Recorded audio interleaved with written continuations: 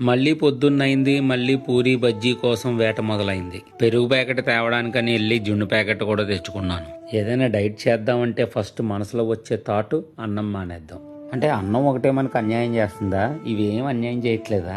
అందుకనే మనం వీటన్నిటికీ పెట్టుకున్న పేరు లైట్ ఫుడ్. అన్నం మాత్రం హెవీ ఫుడ్.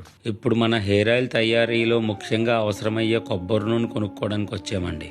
ఇంతకుముందు మాకు కిరాణా కొట్టు ఉండేది కదండి, కొంచెం క్వాలిటీలు తెలుస్తాయిలే మాకు. ఇది కొనడంతో చాన్నాళ్ళ తర్వాత మళ్ళీ మన హెయిర్ ఆయిల్ ప్రిపరేషన్ మొదలైంది. ఇందాక ఎప్పుడు 8ంటికి తిన్నానండి, ఇప్పుడు 11ంటికి మళ్ళీ తింటున్నాను. మా అమ్మగారు కాలీఫ్లవర్ ఫ్రై చేసేసరికి అన్నం తినకూడదు అనుకున్నా ఫుల్గా తినేసాను. సాయంత్రం 5ంటికి అలా బయటికి రాగానే అలా ఓ ప్లేట్ పునుకులు తినడం జరిగిపోయింది. ఈ రోజు ఇంట్లో అందరికీ పేకల దాకా పనులే. పచ్చళ్ళు కలపడాలు, ప్యాకింగ్లు చేయడాలు, డెలివరీలు ఇవ్వడాలు. అబ్బో, ఇప్పుడు రాత్రి 12:30 అయింది. పోస్టల్లో డెలివరీలు ఇచ్చి ఇప్పుడే ఇంటికి రావడం జరుగుతుంది. ఏ మాత్రం బద్దగించినా మళ్ళీ మర్నాడు నాకే పని పెరుగుతుంది. నేను ఫుడ్ తింటున్నాను, ఫుడ్కు తగ్గ పని చేస్తున్నాను. అందుకే ఇంకా అక్కడక్కడే ఆడుతున్నాను.